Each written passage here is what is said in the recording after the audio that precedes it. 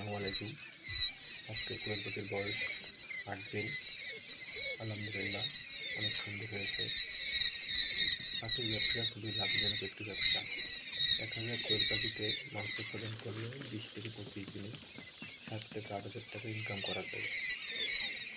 1000 পাখিতে কীভাবে 7 থেকে 8,000 টাকা ইনকাম করা যায় তার বিস্তারিত হিসাব পরবর্তী ভিডিওতে দিয়ে দেওয়া হবে।